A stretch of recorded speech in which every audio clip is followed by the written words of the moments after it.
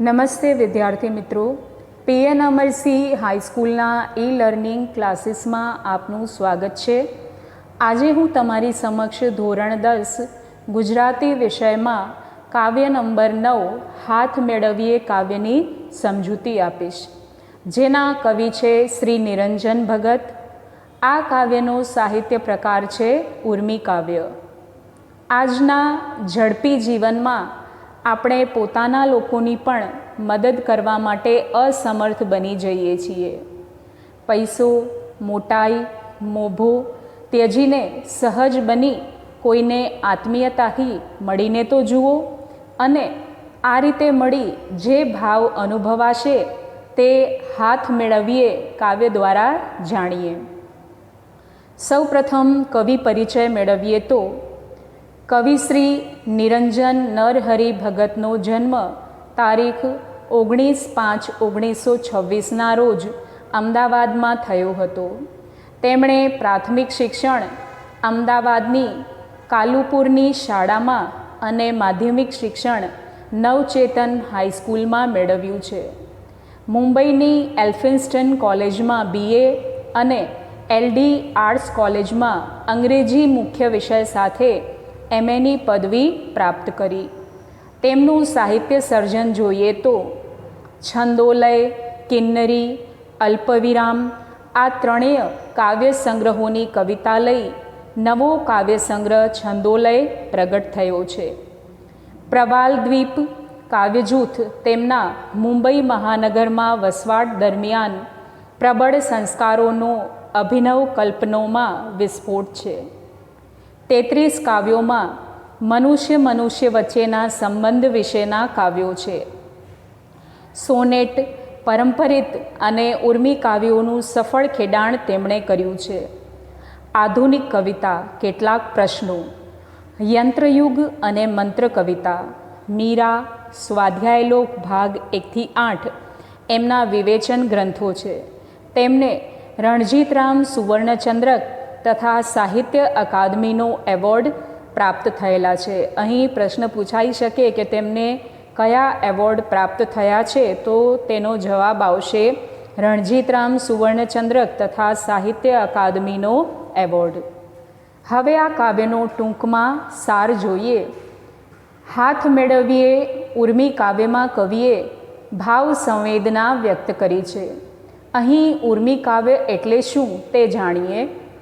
ઉર્મી કાવ્યના પર્યાય તરીકે ઉર્મી ગીત આવે છે।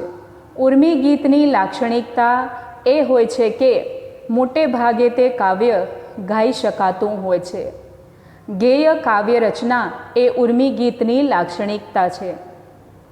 ઉર્મી ગીતમાં પણ ઉર્મીઓ ઉત્કટતાથી નિરૂપાયેલી હોય છે। અહીં હાથને હૃદયભાવનું પ્રતીક બનીને વર્ણવાયો છે। કવિ તો અજાણ્યા સાથે પણ હાથ મેળવવા તૈયાર છે। હાથ મેળવવો એટલે એકમેકના સહકારથી પરસ્પરના હૈયા સુધી પહોંચવું। કવિ કહે છે કે મારે ધન, સંપત્તિ, સત્તા કશું નથી જોઈતું, બસ મૈત્રીપૂર્ણ હાથ જોઈએ છે। આ રીતે કવિ હાથ લંબાવીને હૃદય સુધી પહોંચવા માંગે છે। હવે આપણે કાવ્યની વિસ્તૃત સમજૂતી મેળવીએ તો કાવ્યની પંક્તિઓ જોઈએ। લાવો તમારો હાથ મેળવીએ, કહું છું હાથ લંબાવી, કહો શું મેળવી લેવું હશે મારે, તમારા હાથમાં તો કેટલુંય, ધન હશે, સત્તા હશે, કીર્તિ હશે। આ પંક્તિઓ દ્વારા કવિ કહે છે કે લાવો તમારો હાથ જોડીએ, હું તમને મારો હાથ લંબાવી કહું છું, આપણે મિત્રો બનીએ। એટલે કે કવિ અહીં નિસ્વાર્થ ભાવના સાથેના સંબંધ વિશે વાત કરી છે।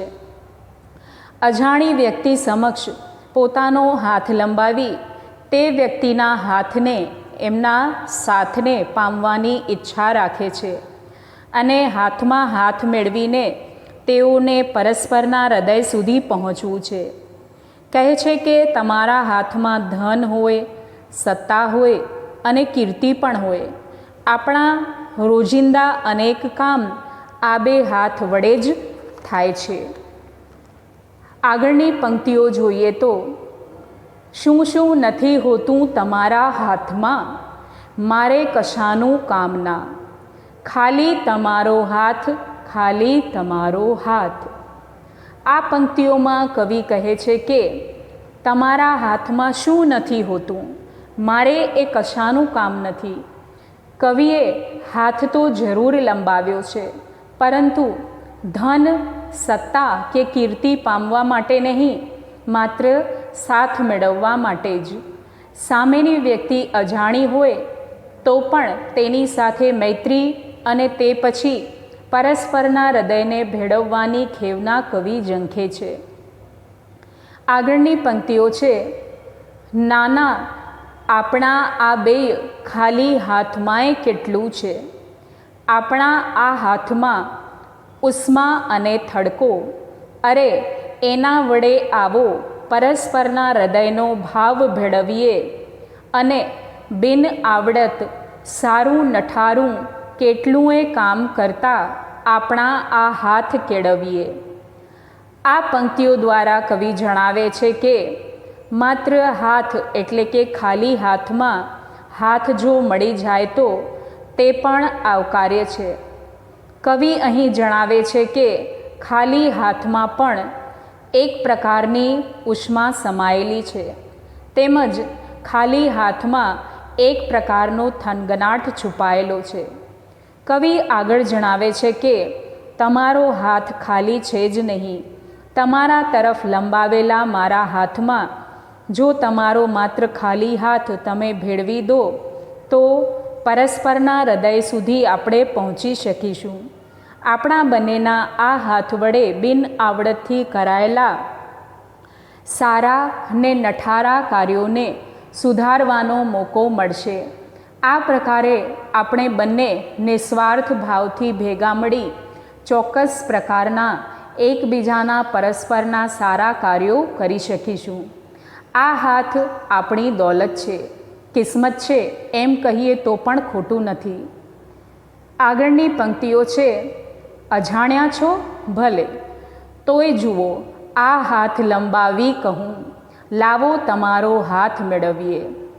આ અંતિમ પંક્તિઓમાં કવિ કહે છે કે શું તમે અજાણ્યા છો ભલે, તોય જુઓ આ હાથ લંબાવીને કહું છું, એટલે કે હાથ લંબાવીને અન્યના હાથને સાથ મળે અને તે દ્વારા તે વ્યક્તિના હૃદય સુધી પહોંચી શકાશે એવો ભાવ વ્યક્ત કરી હાથ જોડીએ એટલે કે મિત્રો બનીએ એ વાત કરી હૃદયને કેળવવાનો સંદેશ આપી એકમેકનો સહકાર મેળવવા કવિ કહે છે.